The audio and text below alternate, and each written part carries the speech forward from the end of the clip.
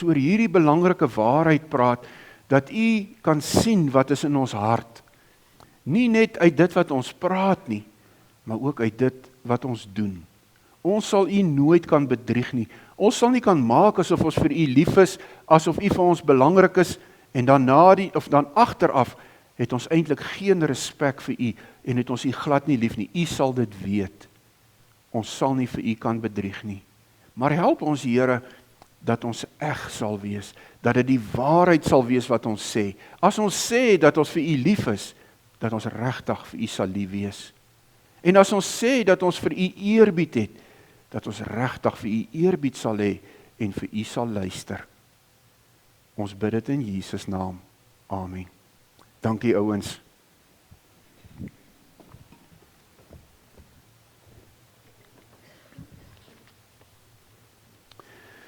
Ons skriflesing is vanmôre daar uit Matteus hoofstuk 24. Matteus 24.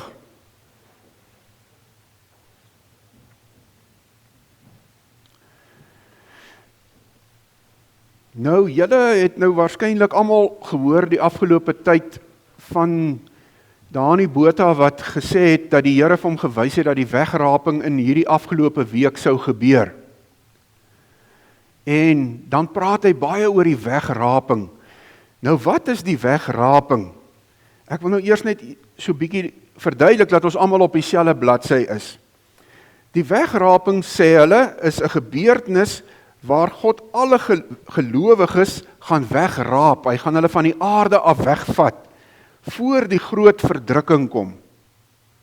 Jesus praat van die groot verdrukking wat kom, dit is geweldige vervolging, swaar kry en lyding wat kom, en dan sê hulle, maar voor dit gaan Jesus sy kinders wegraap, wegvat van die aarde af.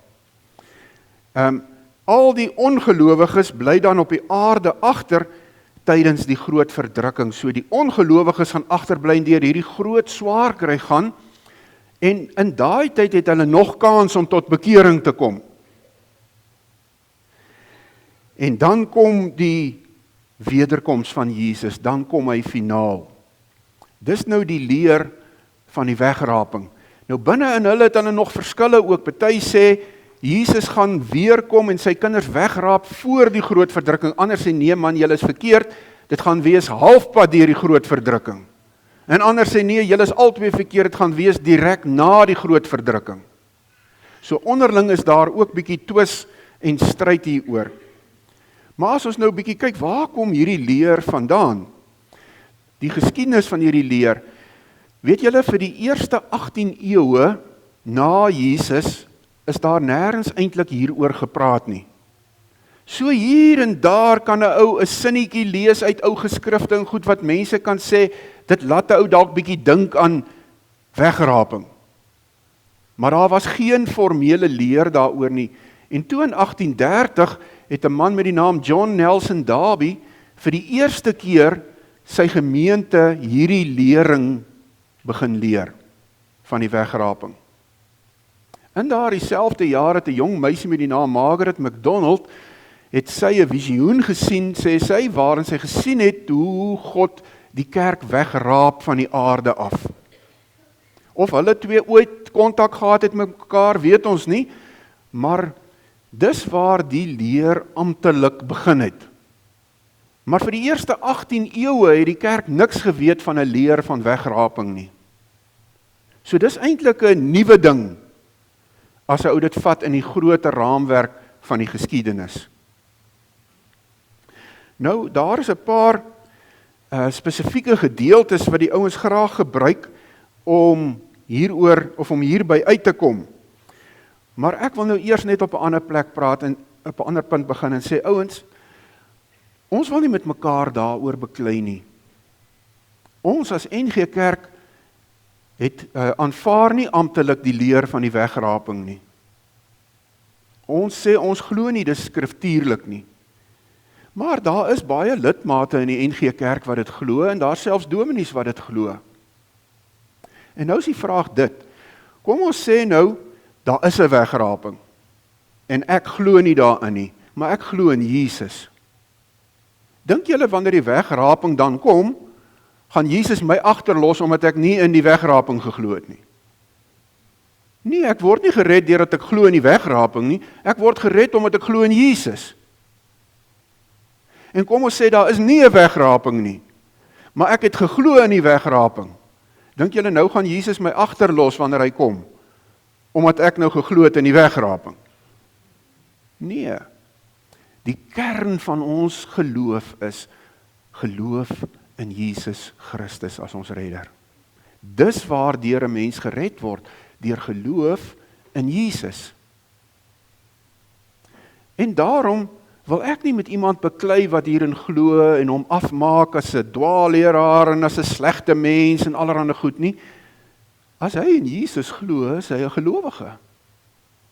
En Paulus skryf op 'n plek, hy sê moenie met mense argumenteer wat met jou verskil oor jou opvattinge nie.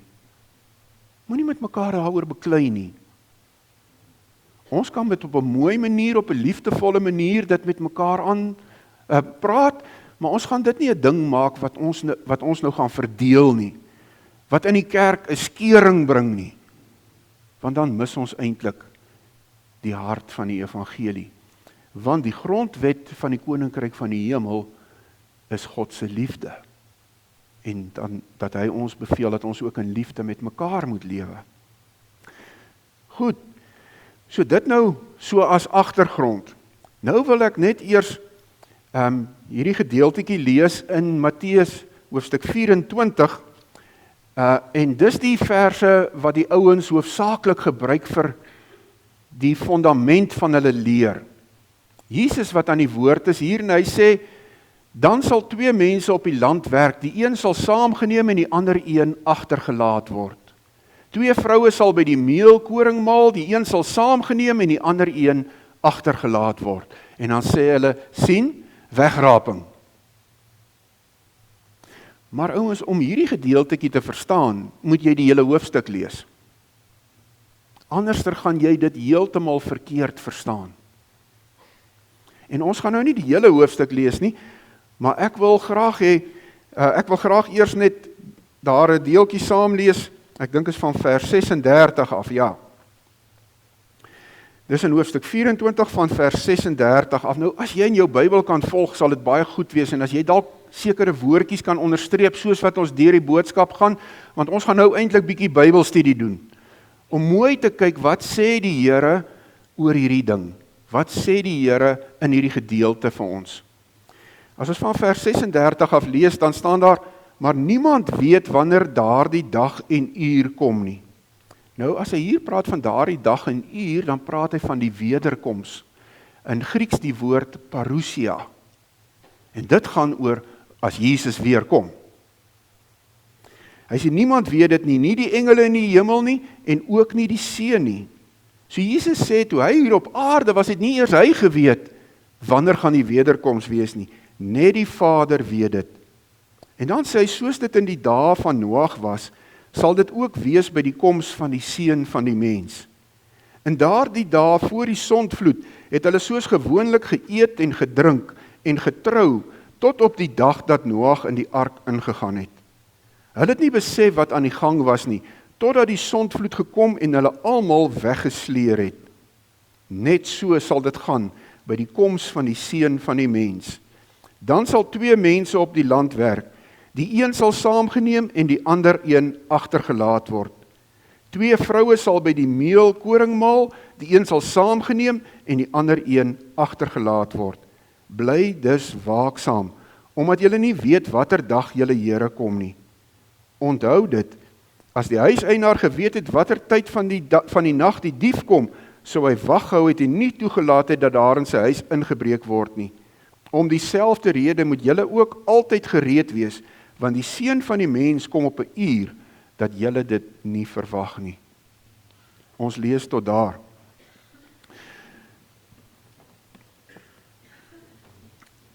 Ek wil nou graag 'n paar gedagtes hier uithaal, en julle moet nou asseblief mooi saam met my volg. As ons wil weet wat is die waarheid oor die leer van wegraping, is daar vir ons net een bron, en dis die woord van God. En ons moet dit mooi gaan bestudeer, om te kan sien of ons dit kry wat ouens sê oor die leer van die wegraping.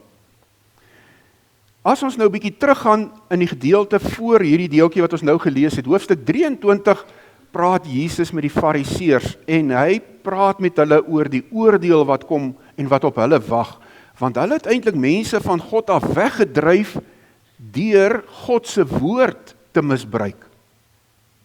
En hulle het mense eintlik van God af weggedryf en Jesus het 'n vreeslike skerp oordeel oor hulle. En dan kom ons by hoofstuk 24 en daai eerste 14 versies is Jesus saam met die disippels by die tempel. En die disippels wys na die tempel en sê vir die Here, Here, kyk hoe pragtig en indrukwekkend is die tempel. En dan sê Jesus vir hulle, daar kom 'n dag wat hierdie gebou platgevee sal word en wat nie 2 stene op mekaar sal bly nie. So Jesus is besig om te praat met sy disippels en hulle is daar by die tempel.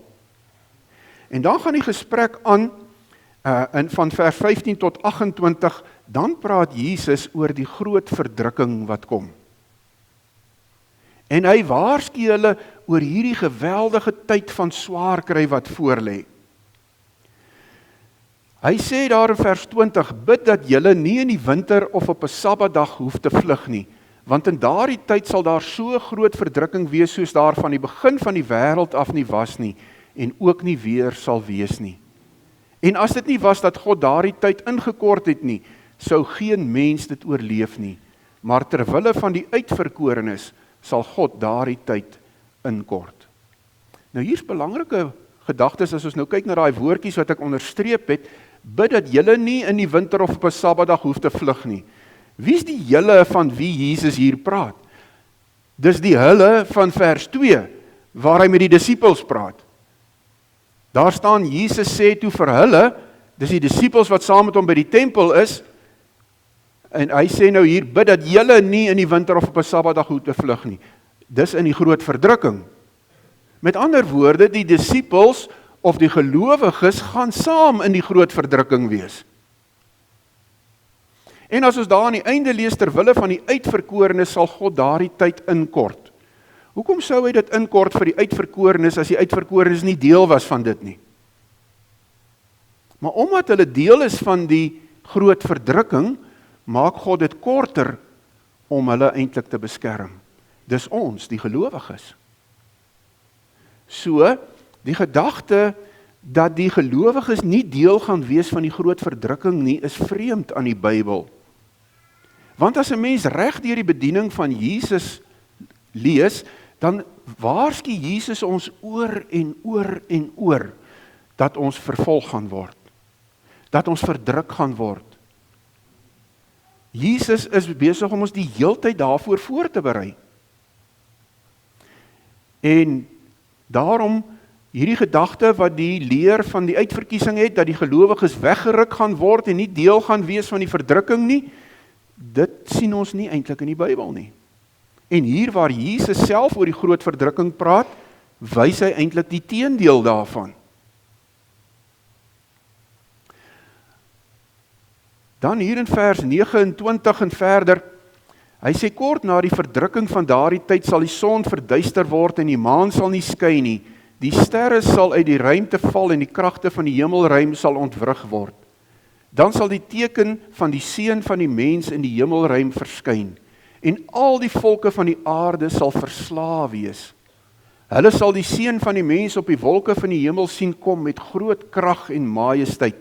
Die groot trompet sal weer klink en hy sal sy engele uitstuur om sy uitverkorenes bymekaar te maak uit die 4 windstreke van elke uithoek van die aarde af.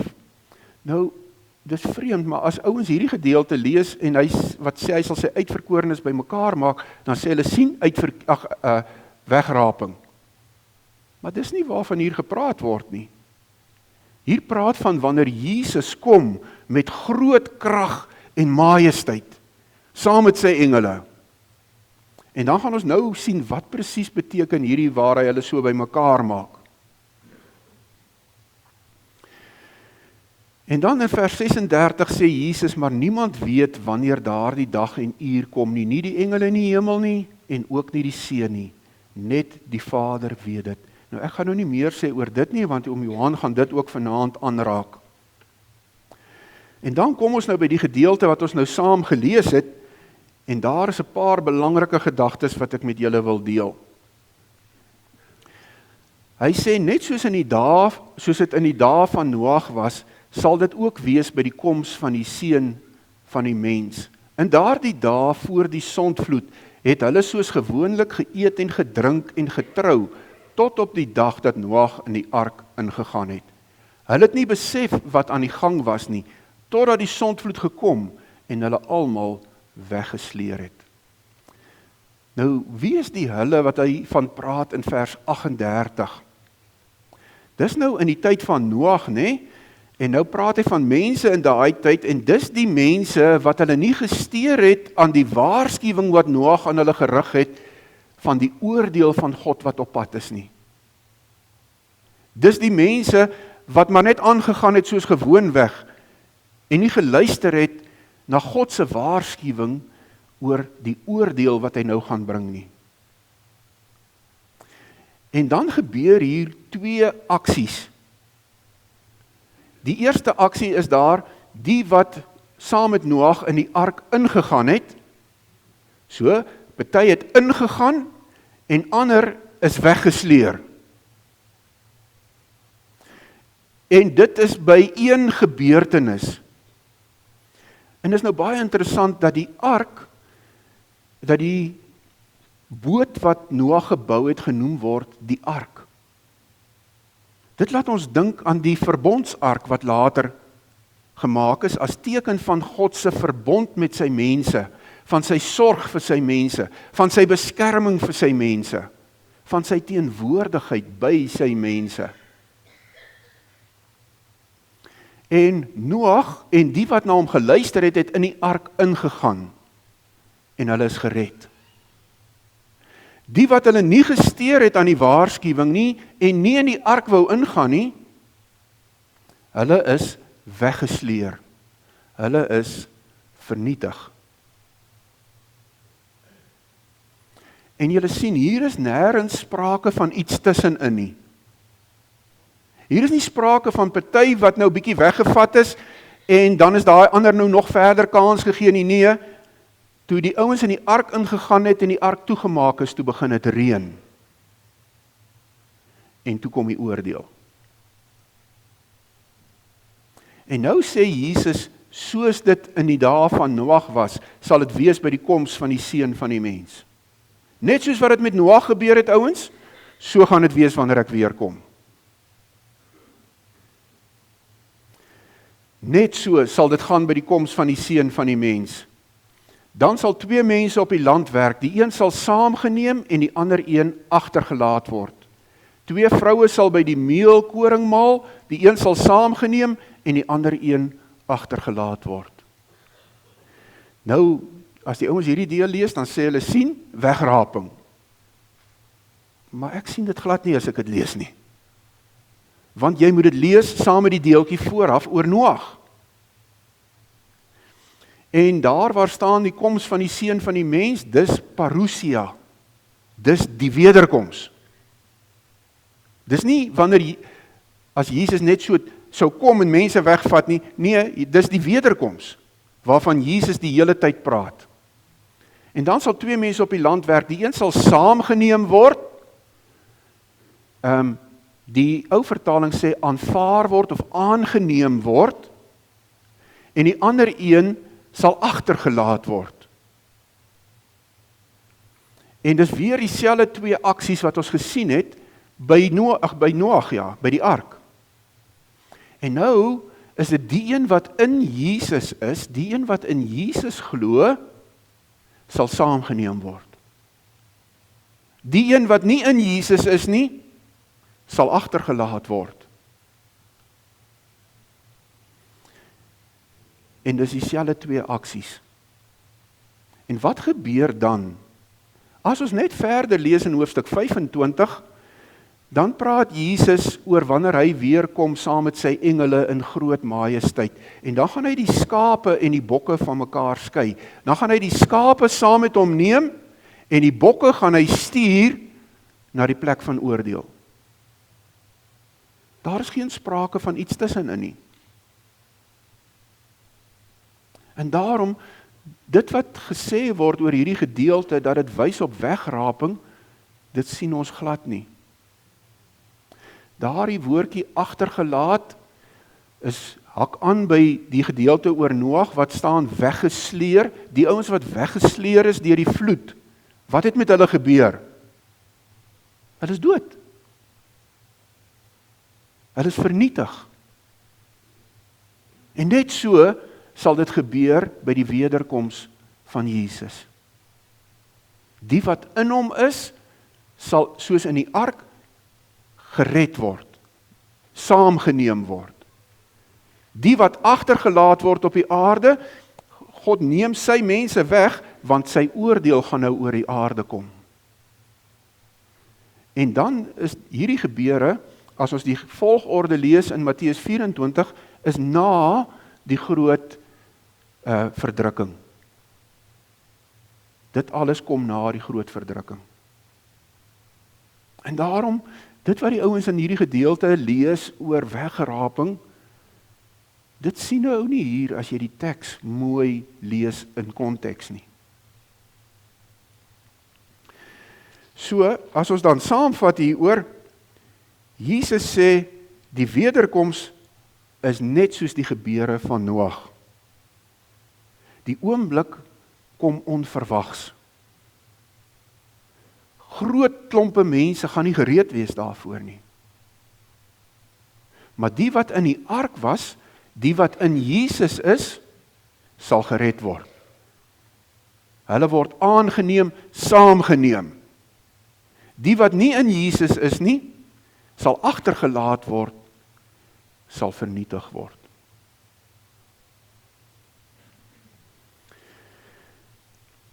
Goed, en dan wil ek net vinnig na 'n tweede gedeeltetjie kyk, en dit gaan baie vinnig wees.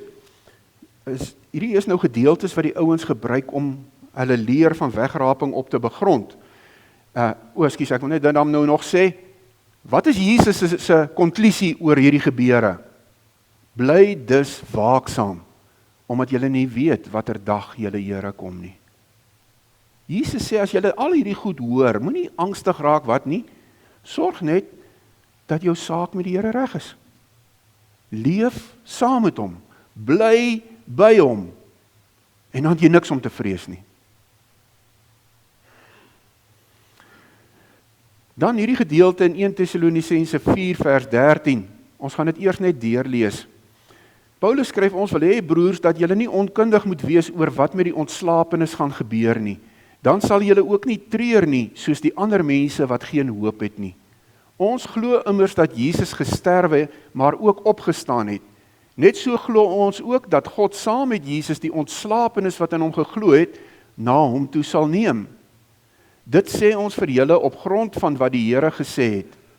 Ons wat bly lewe tot met die wederkoms van die Here, sal die ontslapenis hoegenaamd nie voorwees nie.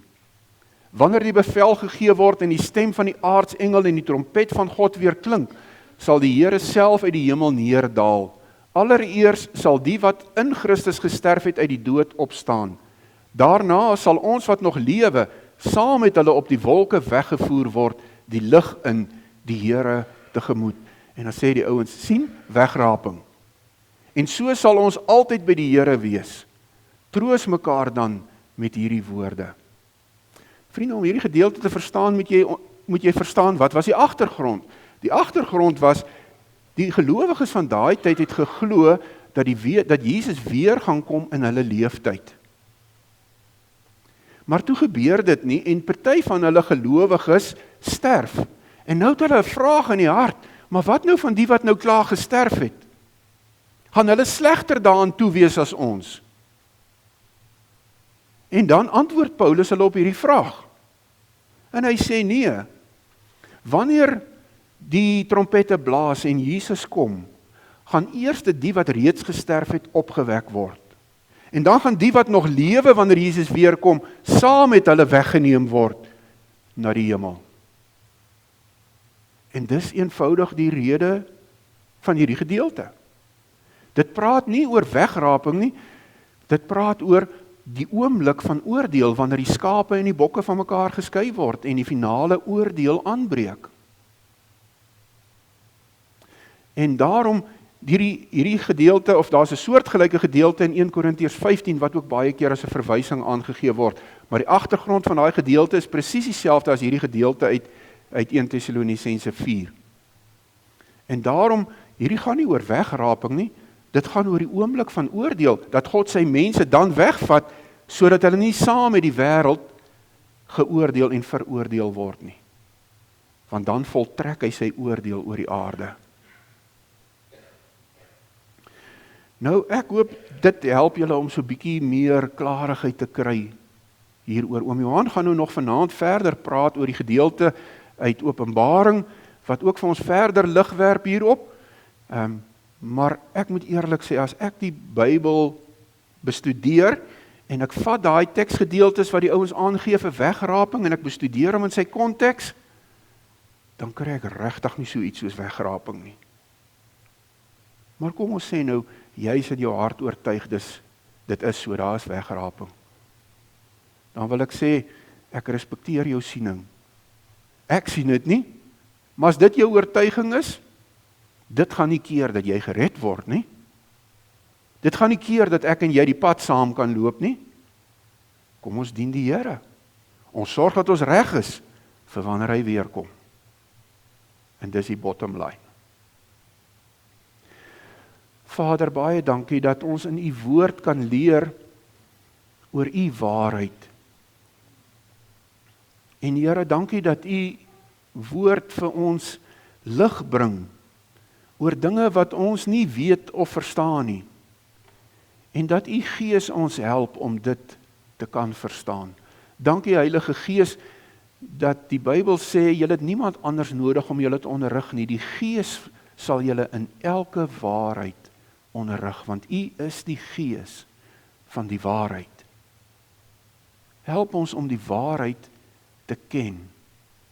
En Jesus, u is in die eerste plek die waarheid. U het self gesê, ek is die weg, die waarheid en die lewe. Niemand kom na die Vader behalwe deur my nie. U is die weg na die Vader.